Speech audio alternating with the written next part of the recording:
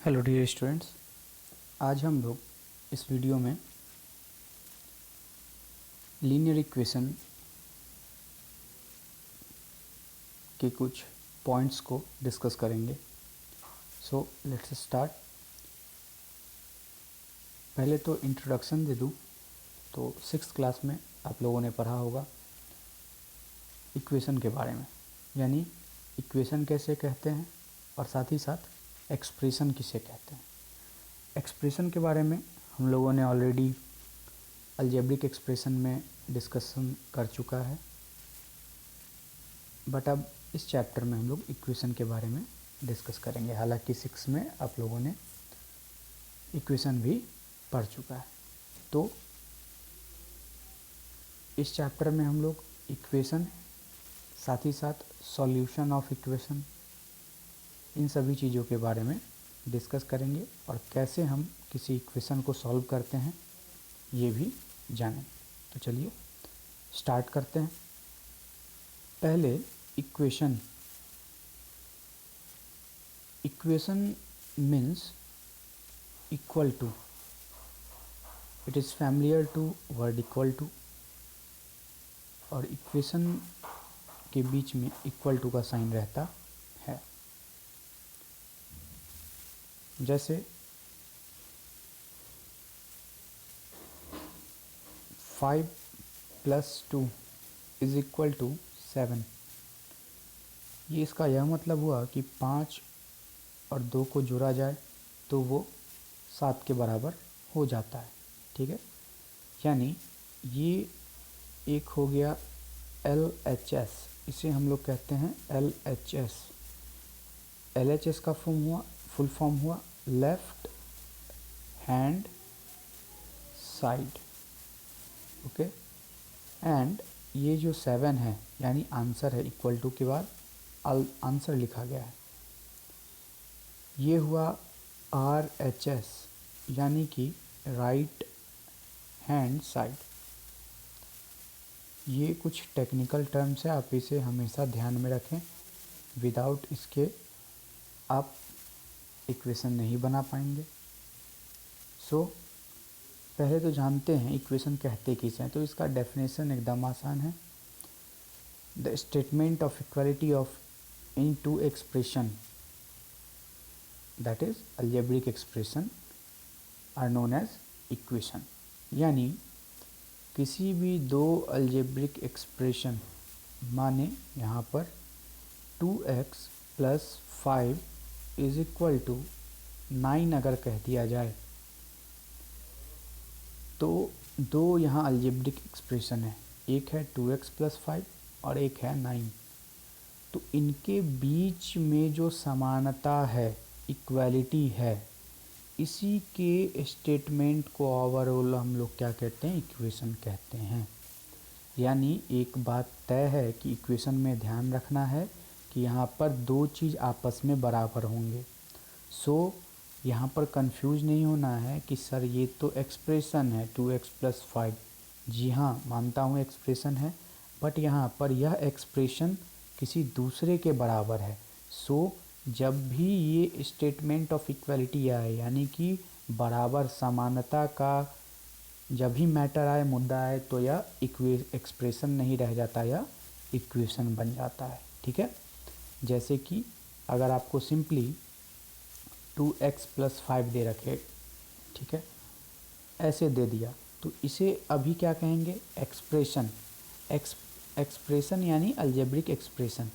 Algebraic expression इसलिए कहूँगा मैं क्योंकि यहाँ पर ये किसी के बराबर नहीं दे रखा है, बट वहीं पे 2x + 5 = 7 दे दे तो अब यह किसी के बराबर हो चुका है। यानी x के जगह पर अगर हम कोई ट्रायल या एरर मेथड भी डालेंगे या फिर कोई भी अदर चीज़ पुट करेंगे तो वह 7 के इक्वल टू हो जाएगा। यह LHS जो होगा वह RHS के बराबर हो जाएगा। ध्यान यह रखना है कि LHS जो होगा, LHS हमेशा RHS के बराबर इक्वेशन में रहता है। आप इसे हमेशा ध्यान में रखें। यह बराबर का साइन यानी इक्वल टू का साइन, यह हमेशा शो करता है कि अगर इधर 7 है, सॉल्व करके इधर 7 आया है तो RHS भी 7 होना चाहिए। अगर बाय द वे आपका LHS आ रहा है 7 और RHS आ रहा है 5, तो यह आंसर आपका गलत है, यह नॉट इक्वल टू हो जाएगा। 7 इज़ नॉट इक्वल टू 5, क्योंकि 7 5 के बराबर नहीं होता है, ठीक है। और हमेशा LHS RHS के बराबर होगा। तो जनरली एक्सप्रेशन जब इक्वल हो जाते हैं किसी भी कांस्टेंट वैल्यू के या किसी अदर एक्सप्रेशन के, तो उन्हीं को हम लोग क्या कहते हैं, इक्वेशन कह देते हैं, ठीक है।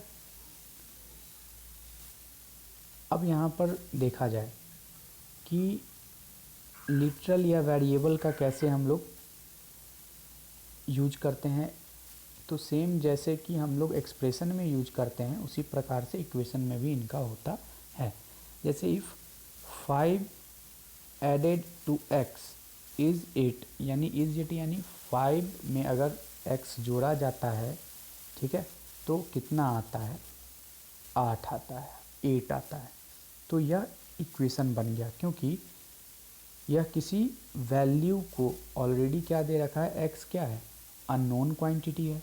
सिंपली एक बात और जान लें कि इक्वेशन में हम लोग किसी अननोन क्वांटिटी को फाइंड करने के लिए इक्वेशन पहले फॉर्मेशन इक्वेशन करते हैं, इक्वेशन ऑफ फॉर्मेशन करते हैं, देन उसके बाद सॉल्यूशन ऑफ इक्वेशन निकालते हैं, ठीक है। यानी अगर 2 या 2 से अधिक वैल्यू आपको पता रहे और उसमें से एक चीज़ आपको ना पता रहे, तो उस ना पता जो चीज़ है उस चीज़ को फाइंड करने के लिए ही, अननोन क्वांटिटी को फाइंड करने के लिए ही हम लोग क्या करते हैं, इक्वेशन का सहारा लेते हैं। जैसे एक यहाँ पर क्वेश्चन बन गया कि 5 में क्या ऐड करने पर, किस नंबर को ऐड करने पर आंसर 8 आता है। तो यहाँ तो आंसर आपको पता है, यहाँ एक आउटकम आपको पता है, एक है 5, तो अदर एडेंड क्या हो जाएगा, दूसरा एडेंड क्या होगा, तो दूसरा को x मान लेंगे। और प्रोसेस क्या हो रहा है, तो ऐड का हो रहा है, तो उन दोनों के बीच में प्लस का साइन डाल लेंगे। तो इस प्रकार से हमारा यह इक्वेशन बन जाता है। ये तो फॉर्मेशन हो गया।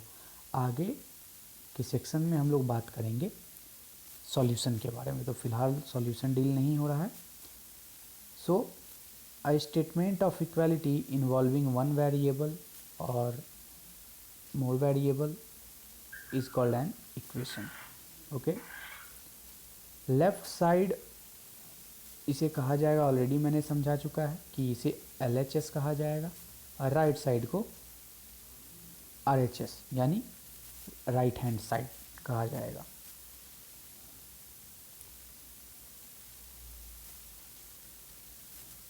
फॉर्मेशन ऑफ इक्वेशन यानी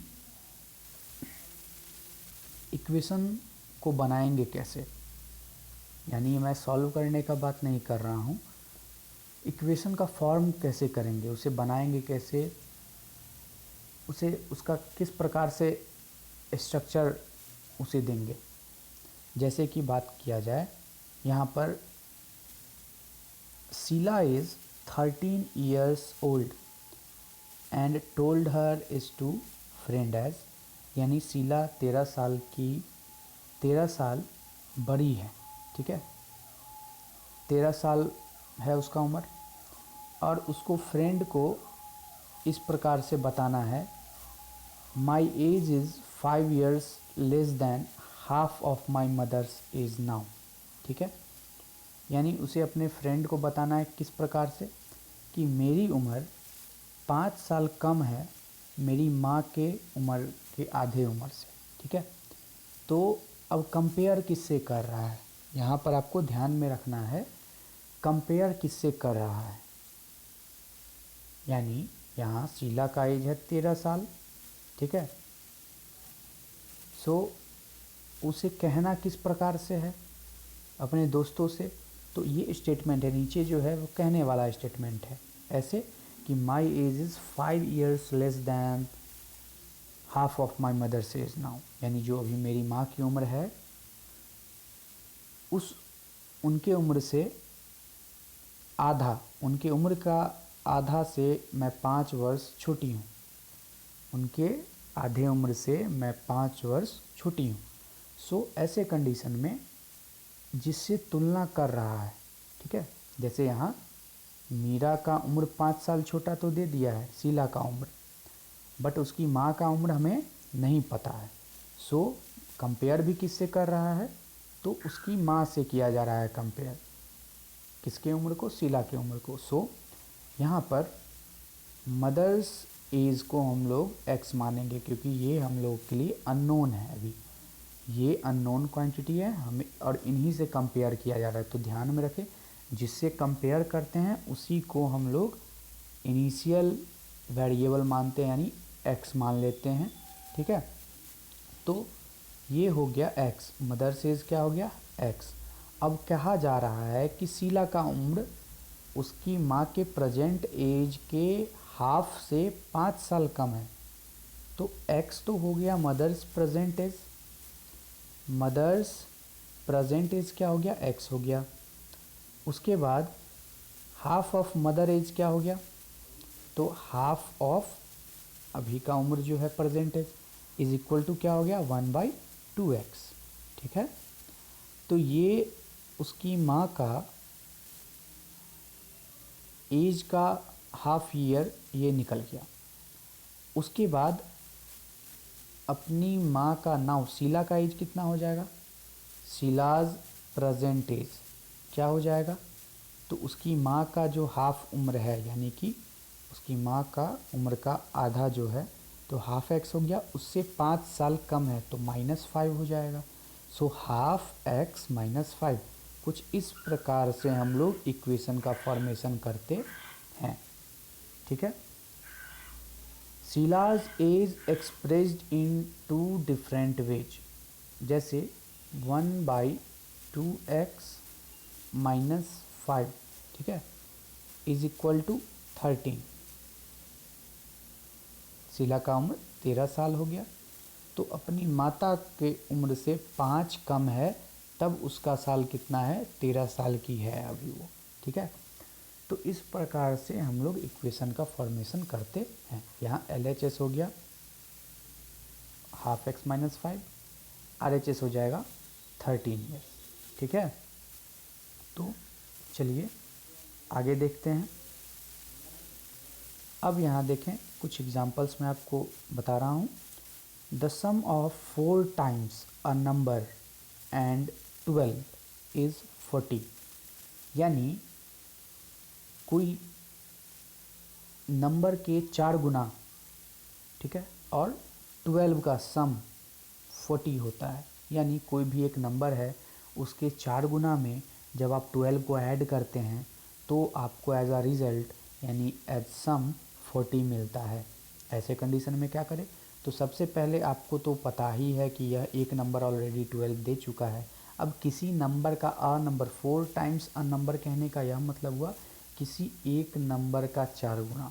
तो किसी कहने का मतलब है यहाँ पर आपको वह नंबर पता नहीं है, वह आपके लिए अननोन क्वांटिटी है।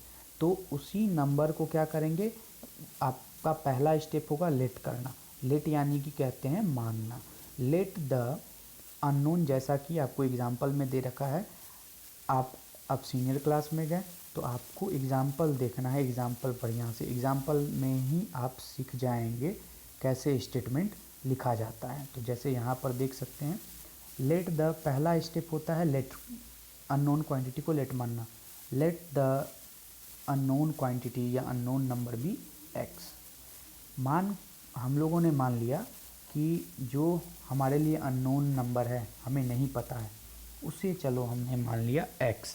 अब 4 टाइम्स द नंबर, यानी उसी नंबर का 4 गुना कितना हो जाएगा, तो 4 गुना कहने का यह मतलब हुआ 4 इंटू और वह नंबर, जिस नंबर का 4 गुना, यानी कि 4 इंटू 2, यानी क्या हो गया 2 का 4 गुना, ठीक है। उसी प्रकार से यहाँ हमारा नंबर था x, तो 4 into x is equal to 4 times of that number. So 4 times उस नंबर का पता चल गया हमें, जैसे उस नंबर का 4 टाइम्स क्या हो गया 4x। अब सम किसका, 4 टाइम्स उस नंबर का और 12 का इन दोनों का सम कितना हो जाता है, तो आंसर एज अ रिज़ल्ट हमारा आया 40, यानी सम हो जाता है 40। तो ये क्या हो गया, ये हमारा बन गया इक्वेशन, ये हो गया इक्वेशन। ठीक है। उसी प्रकार से अगला है second example, on subtracting 5 from a number multiplied by 6 we get 8।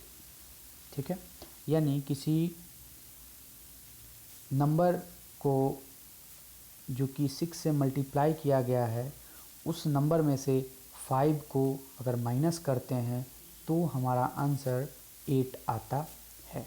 So unknown जो नंबर होगा उसे y मानिएगा या x मान ले, आपके लिए जो भी सुविधा है, z, p कुछ भी आप ले सकते हैं। वेरिएबल है तो वेरिएबल में आप अपने अनुसार लिख सकते हैं, ले सकते हैं। ठीक है, इसमें कोई भी रेस्ट्रिक्शन नहीं है, x ले ले, z ले ले, p ले ले, कुछ भी आप ले सकते हैं, ये नहीं कि x हर जगह लेना ही है। तो मान कर चले y आप उस नंबर को ले लेते हैं जो नहीं पता है, उसी नंबर का जो 6 गुना होगा, यानी 6 times of that number is equal to 6y। जब इसी में से 5 माइनस करते हैं तो आंसर कितना आता है, 8 आता है। ठीक है, तो ये अब क्या हो गया, आंसर को हम लोग RHS में रख ले, या फिर आप इसे ऐसे भी कर सकते हैं, LHS में भी 8 को कर सकते हैं, और 6y माइनस 5 दोनों क्या हैं, दोनों सेम है। ठीक है, यहाँ a को कहें a is equal to b तो b is equal to a। ठीक है, जस्ट कम्यूटेटिव प्रॉपर्टी याद रखना है। तो ये इक्वेशन बन गया। अब आपको यह जानना है कि एक्चुअली लीनियर इक्वेशन कहते किसे हैं। Linear equation